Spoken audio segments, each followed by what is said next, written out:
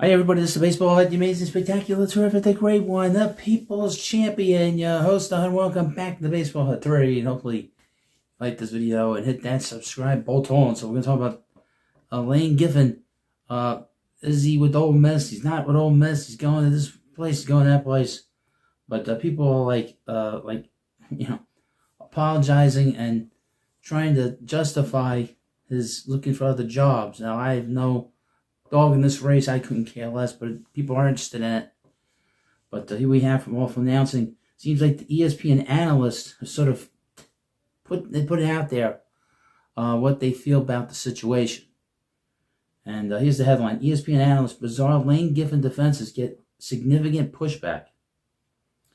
No SEC team, no SEC school will allow their new coach to coach a rival or departing coach to stay there while the new coach of a rival. That is bizarre. If that happens, that is strange beyond belief. Isn't that the case? Never heard of such a thing. We've heard coaches leaving the day after their team gets eliminated. But boy, to be coaching in one place and then have a new job, Although we do it in business, if you do it in business, any kind of business, you have a job and you give 2 weeks notice and you coach somewhere else, or your employee somewhere else. Let's walk through a hypothetical situation. Imagine Ole Miss quarterback Trinidad Chambers said that he was mulling playing for another school next season, where he could receive a significant NIL boost. Let's say he announced that he would decide after the Egg Bowl whether to leave his current school, with the possibility that he would skip the Rebels games and the college football playoff afterward. I don't think anybody would put up with that, And I don't really care for hypotheticals. You got to go to hypotheticals and you're grasping at straws. Can you imagine how apoplectic Nick Saban and Kirk Herbstreit would be on College game day? How furious would they both be that a player decided in the midst of a championship season he's already thinking about leaving and might not finish out the year because of it? The scorched earth that those two ESPN college football analysts would go in the wake over the quarterback's selfish, greedy, egocentric, self-serving decision would be the stuff of legend.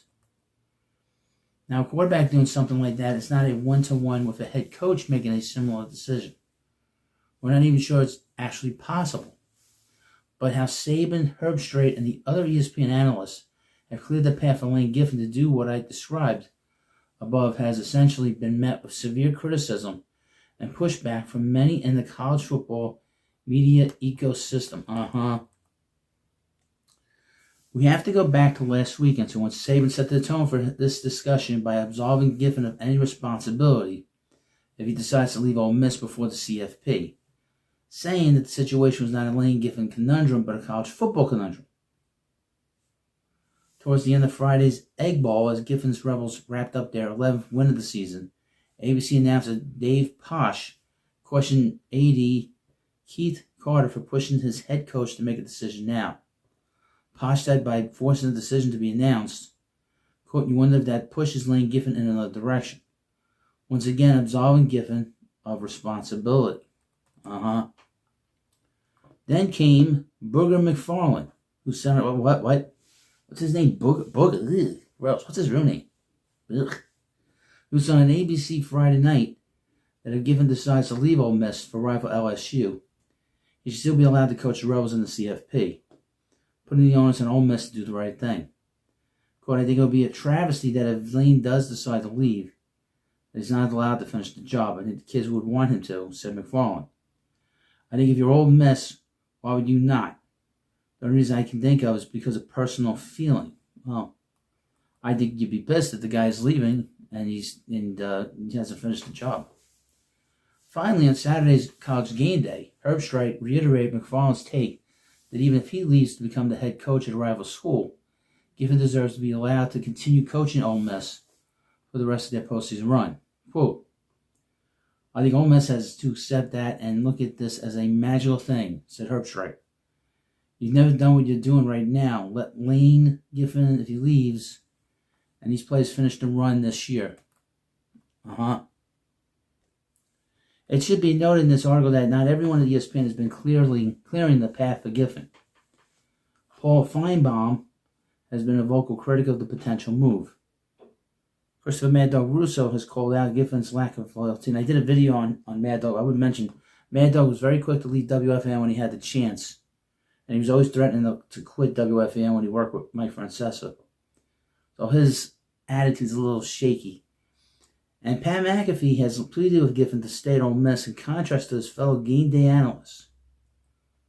We don't know if there is any kind of concerted effort to give Lane Kiffin a PR boost as he's about to potentially abandon his team in the midst of a championship race. But it does seem strange to see so much water carrying for him over the situation. Situation, mind you, he could have eliminated at any point by just saying, I'm sticking with my guys and waiting until next time to consider another coaching gig. This narrative push has been not gone unnoticed by others in the college football media world. Washington Post columnist and Phantom Island podcaster Stephen Godfrey has been amongst the most vocal critics, calling out what he perceives as a coordinated effort manufactured by CAA and filtered through ESPN. You know, ESPN is struggling as a company. That's why they went into business in partnership with the NFL. Owned by Disney. Disney is struggling, believe it or not. Godfrey voiced a similar complaint last week when Saban mounted his Kiffin defense. He's far from the only CFB media mainstay to call out the absurdity of these arguments. Kiffin's announcement is expected to come any minute now. We'll have a keen eye on not only what he does, but how the decision is discussed and who receives the blame, as it were. So far, it seems like certain parties are doing everything they can to make it sure it's not Lane Kiffin. Well, I think a lot of it has to do with access. I think these guys at ESPN don't want to lose his access because if he goes to another big program, they don't want to be critical of him and then lose access. This is all about access. This is all access by by the big media. It's also access by the little media and the podcasters and the YouTubers. They don't want to be critical of this guy because they don't want to lose access to him if he decides to go somewhere else or stays at Ole Miss. And he seems to be a bit of a prickly pear when it comes to confronting people. So he'll confront reporters. We saw that after the game the other day. So he's not afraid, or before the game, whatever it was. So he's not afraid to get in your face. So they know that his reputation behind the scenes. And like I said, this is all about access. They don't want to lose that and piss the guy off, and then he leaves or stays, and they've been critical of him. So they kind of like being nice to him, knowing that they could lose a lot. The show could lose a lot. ESPN could lose a lot. So that's why they're not being too critical. There's some people being critical of him. But for the most part on the panel, they haven't really done that. And I think that kind of explains it. Again, it's all about access.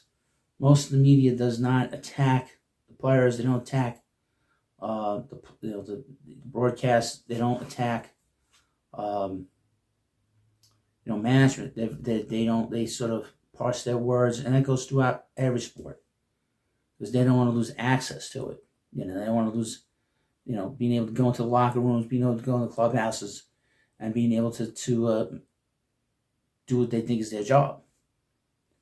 But you let me know what you think about this video. And of course, this is the Baseball Hut 3. We talk about the media here, which I think is very interesting to talk about. So thank you for watching, and I'll see you later.